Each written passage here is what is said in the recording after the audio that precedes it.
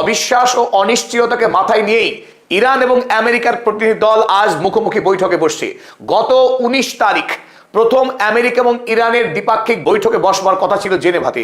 সেই বৈঠক বাতিল হয়েছিল ইসরায়েলের লেবাননে হামলার কারণেই। আজ যখন লেবাননে আক্রমণ চলছে তার মধ্যেই নতুন করে ইরান এবং আমেরিকার প্রতিনিধি দল এই মুহূর্তে যখন আমরা রেকর্ডিং করছি আলোচনা শুরু হয়েছে। দুই দেশের মধ্যে যে মধ্যস্থতা করছিল পাকিস্তানের প্রধানমন্ত্রী শেহবাজ শরীফ এবং পাকিস্তানের ফিল্ড মার্শাল আসিফ মুনির, তাদের সঙ্গে আমেরিকার প্রতিনিধি দলের বৈঠক চলছে। অপরদিকে ইরানের প্রতিনিধি দলের সঙ্গে সৌজন্য সাক্ষাৎ চলছে সুইজারল্যান্ডের কর্তৃপক্ষের। তো আমেরিকা যুক্তরাষ্ট্র কেবলমাত্র ইরানের সঙ্গে যুদ্ধেই পরাস্ত হয়নি, আমেরিকা যুক্তরাষ্ট্র ইসরায়েলের কাছেও পরাস্ত হয়েছে। কারণ ডোনাল্ড ট্রাম্প একাধিকবার সাংবাদিক সম্মেলনে লেবাননে গণহত্যা বন্ধ করতে নির্দেশ দিয়েছিল ইসরায়েলকে। নেতানিয়াহুর সঙ্গে তার কয়েক দফা বচসাও হয়েছে। তাতেও কিন্তু আমরা দেখতে পাচ্ছি ইসরায়েলকে আমেরিকা যুক্তরাষ্ট্র কোনোভাবেই এখনো বাগে আনতে পারেনি। অর্থাৎ আমেরিকার বিরুদ্ধে গিয়েই আমেরিকা ইরান চুক্তিকে ধ্বংস করার লক্ষ্য নিয়ে লেবাননের সাধারণ মানুষকে এই মুহূর্তে খুন করে চলেছে এই বর্বর ইসরায়েল রাষ্ট্র। তবে যেটা আশঙ্কা করা হয়েছিল যে ইরান আমেরিকার সঙ্গে কোনো রকম আলোচনায় না গিয়ে সরাসরি কি যুদ্ধে যাবে, এই দখলদার ইসরায়েলে আক্রমণ করে নতুন করে কি মধ্যপ্রাচ্যে ভয়াবহ যুদ্ধ শুরু হবে।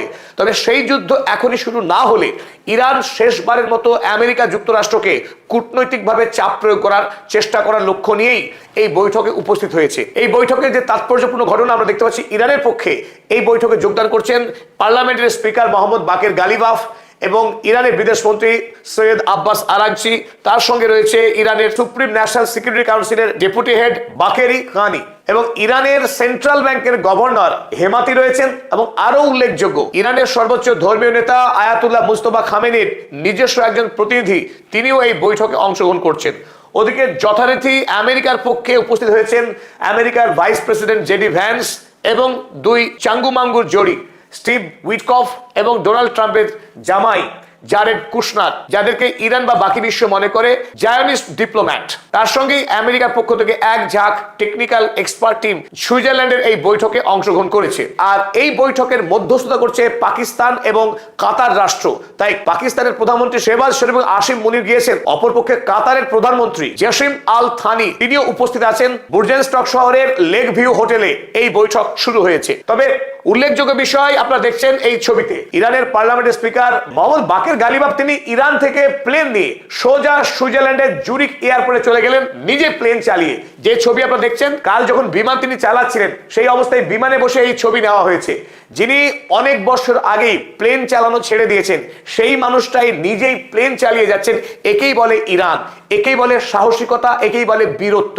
ইরান যে কোনো অসম্ভবকেই সম্ভব করতে পারে। আরো তাৎপর্যপূর্ণ বিষয় এই, সুইজারল্যান্ডে ইরানের পক্ষে যে প্লেনে করে মোহাম্মদ বাকের গালিবাফরা পৌঁছলেন সেই প্লেনের নাম মিরাজ এবং যার গায়ে বড় করে লেখা আছে #মিনাব-on68। আমেরিকার বর্বরতাকে ইউরোপের মানুষের সামনে তুলে ধরবার জন্য আরো একবার ইরান #মিনাব-on68 এই প্লেনের ব্যবহার করলো।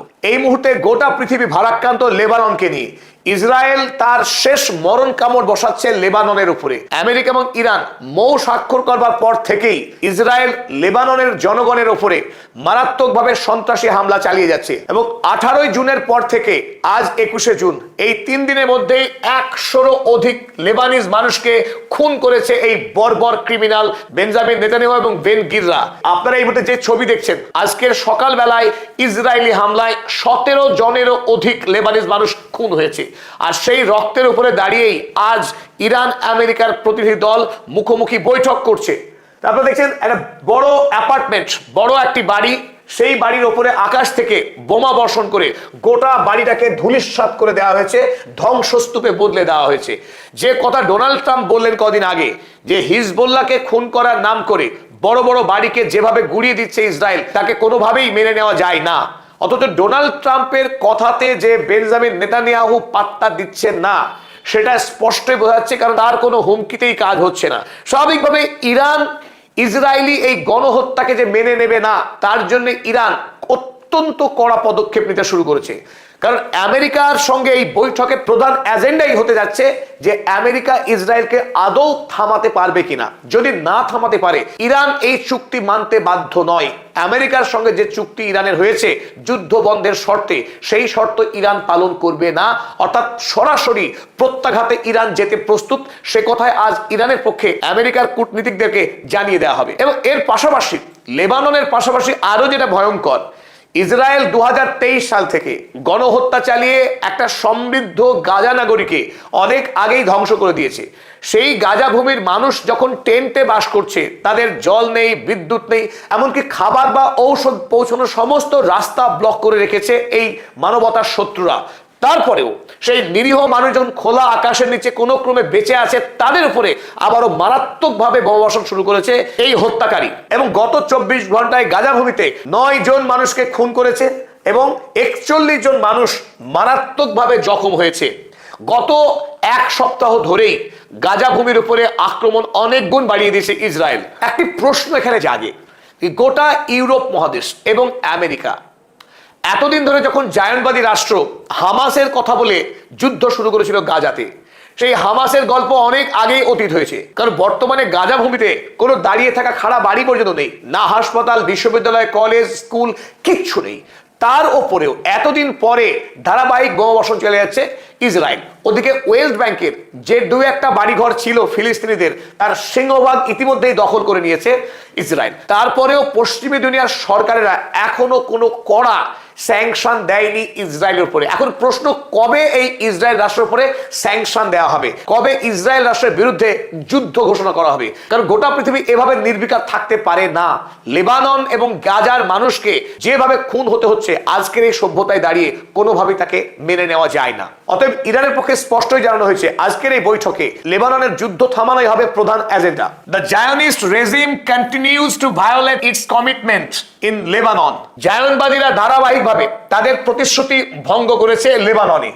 This issue will be the main topics of discussion in today's talks. সরাসরি ইরানের পক্ষে এটাই জানানো হয়েছে যে আজকের এই বৈঠকে তাদের মূল আলোচ্য বিষয় হবে এটি। তবে এর পাশাপাশি ইরানের ওপরে যে স্যাংশন তুলে নেওয়ার কথা বলেছে আমেরিকা যুক্তরাষ্ট্র, সেই বিষয়ে ইরানকে কবে সার্টিফিকেট দেওয়া হবে যাতে করে ইরান বিশ্বের বাজারে অবাধে তেল রপ্তানি করতে পারে, এবং ইরানের যে বিপুল পরিমাণে ফ্রোজেন মানি যেটা ইরানের হাতে তুলে দেওয়ার কথা আমেরিকার পক্ষ থেকে, সেটা কবে এবং কিভাবে তুলে দেওয়া হবে সেই বিষয়েও মার্কিন প্রতিনিধি দলের সঙ্গে একটি নির্দিষ্ট ফ্রেমওয়ার্ক তৈরি করতে চাইছে ইরান আজকের এই বৈঠকে। তবে আজকের এই বৈঠকের ভবিষ্যৎ নির্ভর করছে নিশ্চিতভাবেই লেবাননের উপর। লেবাননের যুদ্ধ থামাতে যদি আমেরিকা ব্যর্থ হয়, তাহলে ইরান এই চুক্তি ভেঙে দিয়ে সরাসরি যুদ্ধে যাবে বলেই আমাদের অনুমান। আপনারাও আপনাদের এই বিষয়ে সুচিন্তিত মতামত জানাবেন। তবে অনেকেই মনে করতে পারে ইরান কেন ব্যবস্থা নিচ্ছে না। তবে ইরান ইতিমধ্যে ব্যবস্থা নিয়েছে। ইরানের এই মুহূর্তে তার যে মূল নিউক্লিয়ার অস্ত্র হরমুজ প্রণালী, যে হরমুজ প্রণালী নিউক্লিয়ারের থেকেও শক্তিশালী, সেই হরমুজ প্রণালীকে গত রাতেই পুরোপুরি বন্ধ করে দিয়েছে ইরান। যুদ্ধকালীন সময়ে আমেরিকার উপরে যে প্রবল চাপ প্রয়োগ করা হয়েছিল এই হরমুজ প্রণালী ব্যবহার করে, একই পথে হেঁটে ইরান গতকাল রাত থেকে আনুষ্ঠানিকভাবে পুরোপুরি বন্ধ করে দিয়েছে হরমুজের জাহাজ চলাচল। সেই প্রসঙ্গে ফার্স নিউজ তারা সংবাদ করেছে, strait of Hormuz remains closed until further notice, Iran's Fars news agency. ইরানের পক্ষে ফার্স নিউজ এজেন্সি তারা জানিয়েছে যে নতুন করে সরকার নির্দেশ না দেওয়া পর্যন্ত এখন পুরোপুরি হরমুজ প্রণালীতে জাহাজ চলাচল বন্ধ। অর্থাৎ বিশ্বের বাজারে আরো একবার জ্বালানি নিয়ে, পেট্রোকেমিক্যালস এবং রাসায়নিক সার নিয়ে উত্তেজনা এবং উদ্বেগ শুরু হয়েছে। আবারও তেলের দাম বাড়তে শুরু করেছে, আর যখনই অস্থিরতা শুরু করছে তখনই বিশ্বে আমরা দেখতে পাচ্ছি সোনার দাম পড়তে শুরু করছে আর তেলের দাম বাড়তে শুরু করছে। সেই খেলা আবার শুরু হয়েছে। ডোনাল্ড ট্রাম্প কোনোভাবেই চাইছেন না হরমুজ প্রণালী বন্ধ হোক, আর হরমুজ প্রণালী বন্ধ হওয়া মানেই ডোনাল্ড ট্রাম্পের ভাগ্যের তালা লেগে যাওয়া। তাই আমেরিকা আন্তরিকতার সাথেই এই মুহূর্তে ইরানের সঙ্গে চুক্তিকে বাঁচিয়ে রাখতে চাইছে এবং যুদ্ধেও আর ফিরতে চাইছে না আমেরিকা। তবে এটা খুব স্পষ্ট, আমেরিকা এখনো পর্যন্ত ইসরায়েলের উপরে প্রভাব সৃষ্টি করতে সম্পূর্ণ ব্যর্থ। তাই যদি আমেরিকা ইসরায়েলকে থামাতে না পারে, তাহলে এই চুক্তির কোনো অর্থই নেই। ইরান এই ধরনের চুক্তি চায়ও না। যদি আমেরিকা ইসরায়েলকে না থামাতে পারে, তাহলে সম্ভাবনা খুব প্রবল ইরান খুব শিগগিরই এই জায়নবাদী রাষ্ট্রকে মারাত্মক শাস্তি দিতে শুরু করবে। এখনকার মতো আপনাদেরকে ধন্যবাদ জানাচ্ছি। তবে আমরা চোখ রেখেছি সুইজারল্যান্ডের এই বৈঠকের দিকে। যখনই আপডেট পাওয়া যাবে, আপডেট নিয়ে আবার আপনাদের সামনে ফিরে আসছি।